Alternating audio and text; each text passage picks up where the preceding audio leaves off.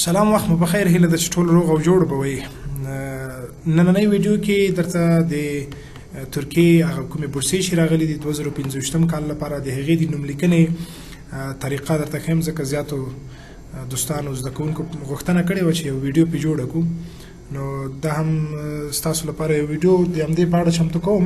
لومړی ویډیو کې تاسو ته ښیم چې څنګه اکاونټ جوړ کړئ ځکه اول مخکې دی چې تاسو نوم لیکنه وکړئ خپل اسناد اپلوډ کړئ تاسو باید ځان ته یو اکاونټ ولرئ د ترکیې د سکالرشپ سایټ کې اکاونټ ولرئ خپل اکاونټ ته ساین ان کېږي بیا وروسته کولی شئ کوم اسناد درنه غواړي تاسو اپلوډوئ.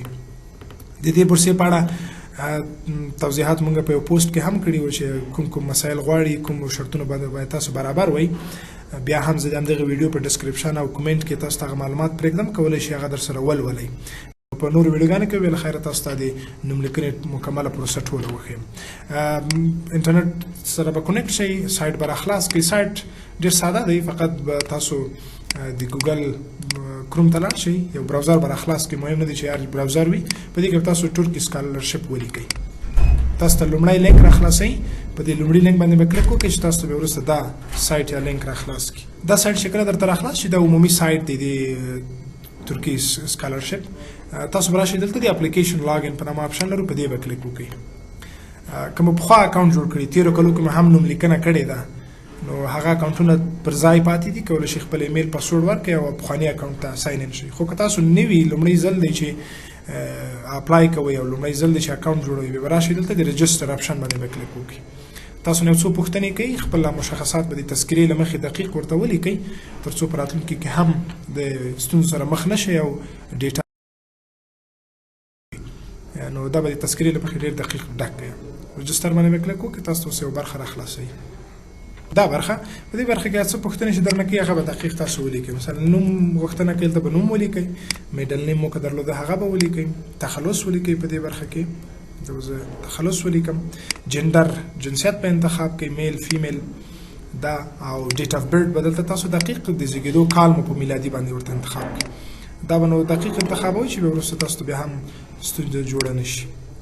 نیشنالټي کې به خپل کوم هېواد کې د کوم هېواد هغه به انتخاب کړئ. داسې کې به تاسو خپل ایمیل ولیکئ ځکه دا ایمیل بیا تاسو سره مرسته کوي چې کوم وخت تاسو ته مسیج راځي ایمیل راځي په همدې ایمیل کې تاسو مسیجونه ترلاسه کوئ.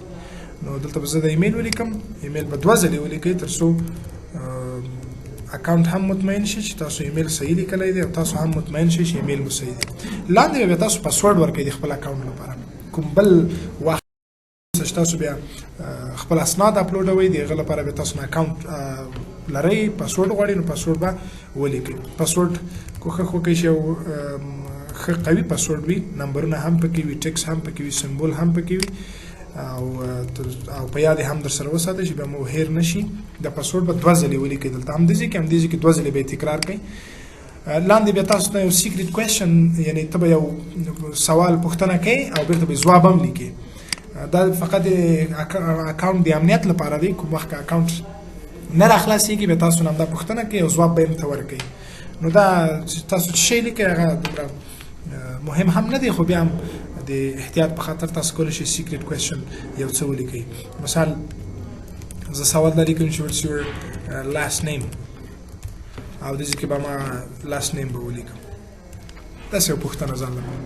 دا آپشن به هم ټیک کوي که اکاونټ ته به تاسو وښیئ چې ته نه یې بلکې تاسو په خپله یو هیومن انسان یې او دا اکاونټ کې مثلا اکاونټ جوړوئ.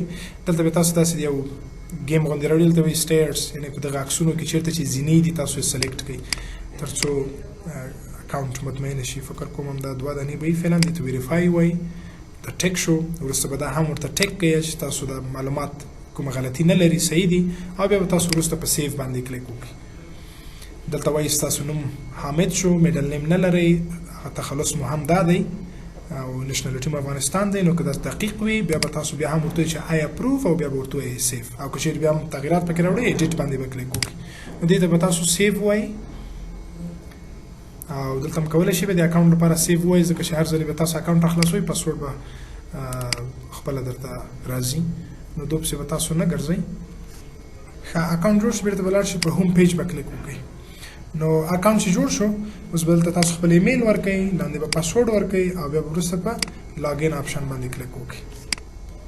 ښه یو بله موضوع هم ده مخکې چې لاګین باندې کلیک وکړئ تاسو خپل ایمیل چک کړئ ستاسو ایمیل ته یو لینک راځي د همدې بورسیې نه دا د ما ته راغلی دی دا لینک وروسته د دې به تاسو ته خپل هلته یو لینک درکوي ته لیکلي پلیز کلیک آن د لینک بلو ټو کمپلیټ یور رجسټریشن پروسس په دې لینک به کلیک وکړئ تر څو بیا هغه نوره پروسه چې کوم پوښتنې کوي یا که نور څه ولري هغه هم تکمیل شي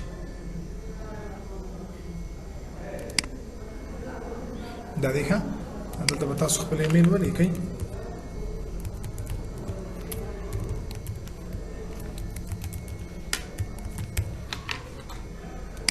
دلته به پاسورډ ورته ولیکئ هغه به لاګ آن کلیک وکړئ دا دی زموږ اکاونټ جوړ شو د ترکیې بروسلي یا د ترکیې د سکالرشپ اکاونټ جوړ دی نور دلته تاسو چې کوم اسناد غواړئ سټپ مراحل لري پرسنل انفارمیشن دی فیملی انفارمیشن ورکوي دی ایجوکیشن انفارمیشن دی ورک ایکسپیرینس دی دا برخې د ټول مکمل قدم په قدم ډکیږي اسناد درنه غواړي پروفایل عکس ورته انتخابوي دا بیا بل پړاو دی چې ان شاء الله په بل ویډیو کې به تاسو ته لنډه توضیح درکړم چې څنګه به تاسو دا مراحل مخ ته وړئ نو دا په د ترکیې د سکالرشپ لپاره د اکاونټ جوړولو طریقه مننه کورونه